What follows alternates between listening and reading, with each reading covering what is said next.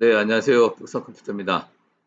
요즘 이제 계속 이제 무더위 속에서 이제 고생들이 많으실 겁니다. 조금 더 힘내시고 건강 관리 잘 하시고 물 많이 드시고 그리고 이제 너무 오랫동안 더위에 노출은 안 되도록 중간중간에 좀 쉬실 수 있었으면 좋겠습니다.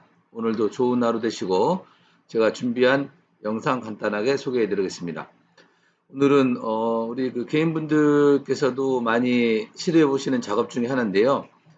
사용하시던 컴퓨터를 뭔가 좀 성능을 업그레이드를 해보고 싶은데 큰 돈은 큰 투자를 좀 하기는 좀 그렇고 지금 있는 것에서 뭐 간단하게 몇 가지 부품만 바꿔서 성능을 업그레이드 좀 하고 싶다. 그러신 분들의 경우에 CPU와 메인보드를 교체해서 성능을 향상시키는 어떤 작업을 해줌으로써 만족도가 가성비 만족도가 더 높아지는 경우가 있을 수 있습니다. 물론 뭐 모든 경우에 해당되는 건 아니고요. 예를 들어 뭐 i7 8700을 쓰다가 1700을 쓴다든가 그런 경우에는 CPU 보드, 램은 그대로 사용하면 되니까 CPU 보드만 교체를 해주면 되겠죠.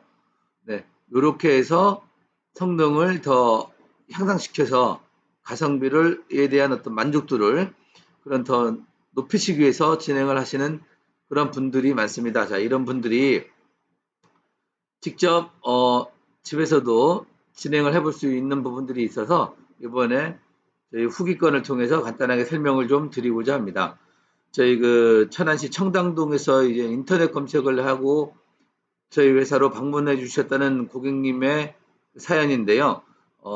저희 쪽에 오시는 분들은 대부분 손님이 좀 없는 한가한 시간대에 오셔서 저와 같이 작업을 진행하는 것을 직접 보시고 그리고 끝나시면 이게 돌아가시는 분들이 거의 대부분입니다. 왜냐하면 본인들이 이제 직접 한번 보시기를 원하시는 분들이기 때문입니다. 그래서 이번 같은 경우도 CPU와 메인보드를 교체를 진행하는 작업입니다.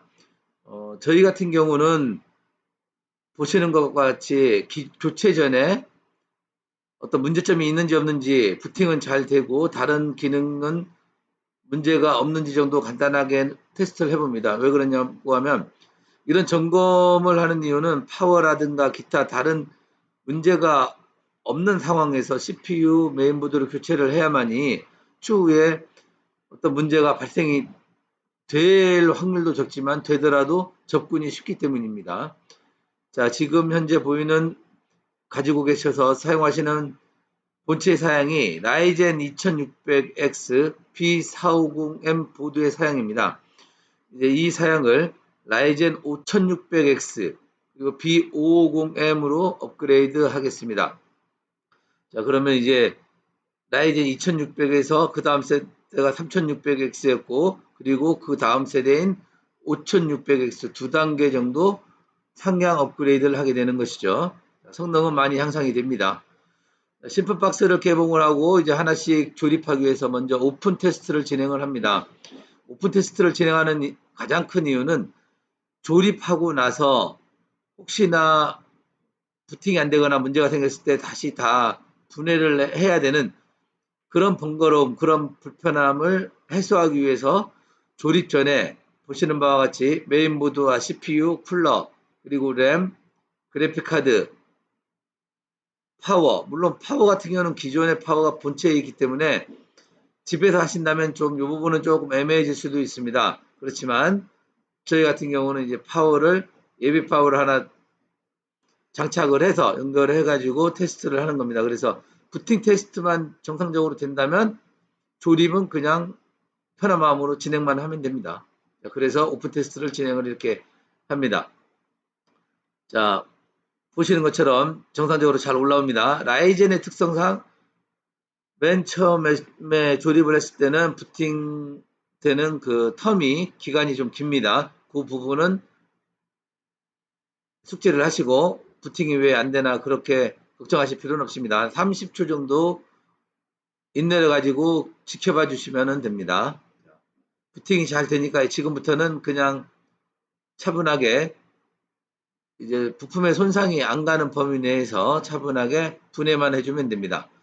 지금 보시면 기존의 2600X와 메인보드 그리고 그래픽카드입니다. 자, 그러면 그래픽카드 먼저 나사를 풀고 그리고 전원선을 빼서 분리를 해주면 되고요. 그리고 나면 메인보드에 연결되어 있는 24핀 파워선과 CPU 보조 전원 그리고 여기 오디오 케이블, USB 케이블, 그리고 전면부에 파워 스위치, 리셋 스위치, 그 다음에 파워 LED, 하드 LED 등과 같이 연결된 케이블, 그리고 SATA 케이블 이런 식으로 분리를 해주시면 됩니다. 그걸 조심히 분리를 하시고 클립이 있는 케이블들은 반드시 클립을 누르고 빼주셔야 됩니다. 그냥 당기면 그 단자가 나가버리게 됩니다.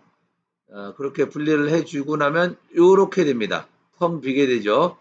자, 이렇게 된 이 사진에서 보시면 이 친구가 메인 24핀 전원입니다.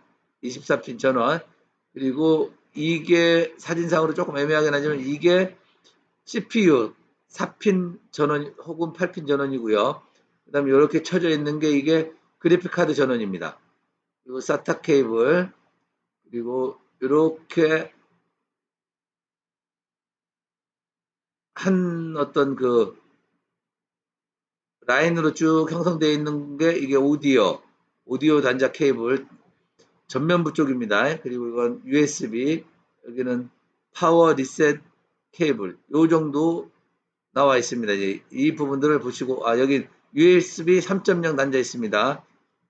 이렇게 케이블들이 구성이 됩니다. 그러면 케이블들을 옆쪽으로 이쪽에다가 메인보드를 다시 넣어야 되기 때문에 케이블들을 모아서 이 부분쯤에 케이블 타이로 묶어서 고정을 해주시면 작업하기는 좀 좋습니다. 저희는 그대로 진행을 합니다만은. 자, 이렇게 해서 다시 장착을 이제 새롭게 한 겁니다. 5600X에다가 그리고 B550M 보드 쿨러는 외부에서 장착한 다음에 조립한 다음에 집어넣는 겁니다. 램도 그렇고요. 그러면 CPU와 쿨러, 메인보드, 램이 외부에서 장착이 되어 있는 상태에서 먼저 조립을 해줍니다.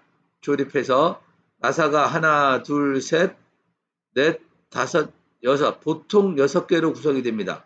6개의 나사는 빠짐없이 다 체결을 해주시고 나서 그리고 아까 그 케이블 있죠? 전면부에 나갔던 오디오 케이블, USB 케이블, 파워 리셋, 그 다음에 LED 케이블 연결해 주시고 그리고 SATA 케이블 연결해 주시고 USB 3.0 해주시고 파워 24핀, CPU 4핀, 5금 8핀 이렇게까지 케이블들을 전부 메인보드에 연결해 주신 다음에 그래픽 카드를 조심스럽게 장착을 해 주시면 됩니다.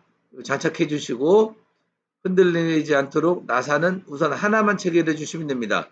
그래픽 카드가 제대로 접점이 이루어지지 않았을 경우에는 접점을 좀 변화시켜 주기 위해서 또 움직여야 되니까 그때 나사를 풀어야 되거든요. 그러니까 보통 체결하는 부위가 나사가 2개 있는데 하나만 체결해 주시고 정상적으로 화면이 출력이 되면 나머지 하나를 추가적으로 체결해 주시면 편리합니다. 그래서 그래픽카드 케이블까지 꽂아 주시면 조립은 다 됐습니다. 그러면 이제 전기나 전원과 그 다음 각종 케이블들을 연결한 다음에 이제 그 부팅을 해보면 되는데요. 자, 여기에서 팁을 하나 드릴게요. 메인보드를 여기 메인보드 있지 않습니까? 메인보드를 장착을 시키기 전에 우리가 윗면 여기에서 보이는 내 정면에 위에서 본 모습만 보면서 작업을 하게 될 경우에 가끔 어떤 경우가 있냐면 메인보드를 딱 장착을 하고 났더니 이렇게 백플레이트 쪽에 여기 단자에 요런 모양이 되어 있는 애들은 HDMI 단자 이 단자 윗부분과 접지를 시키기 위해서 이렇게 지금 이렇게 사다리꼴로 만들어진 이 친구들이 철판이 안으로 접혀야 됩니다. 안으로 접혀서 90도 접혀서 이 메인보드의 단자 윗면과 접지가 될 수 있도록 서로 그렇게 돼야 되기 때문에 죄송합니다. 이거는 단자 모양이고요. 죄송합니다. 여기 요 사각형 조그만 사각형으로 되어 있는 이 친구들을 90도를 접어 주셔야 됩니다. 지금처럼 된 모양이라면 여기가 막혀버리기 때문에 케이블을 넣을 수가 없습니다. 여기 HDMI, DP 포트 전부. 랜 포트 쪽에도 마찬가지입니다. 메인보드 조립 시에 가장 조심해 주셔야 될 부분이, 신경 써 주셔야 될 부분이 바로 이 부분입니다. 다 조립하고 나서 이제 연결하려고 봤더니 이렇게 막혀 있다면은 다시 메인보드를 분리해내서 다시 재조립해야 됩니다. 물론 그래픽카드를 외장으로 쓰는 경우에 내장을 쓸 일이 없다면 그냥 이대로 해도 사용은 되겠죠. 그렇지만 다른 쪽에 단자가 막혀 있을 수도 있고, 혹은 더 많은 모니터들을 뭐 4개, 5개를 사용하시는 분도 많이 있잖아요. 그 정도로 또 다시 쓰려면 또 내장을 활성화해 가지고, 내장 그래픽이 지원되는 경우에는 활성화해 줘서 사용을 하기 때문에 조립 시에는 꼭 메인보드를 완전하게 나사를 체결하기 전엔 이 백플레이트 쪽을 꼭 확인해 주시길 바라겠습니다.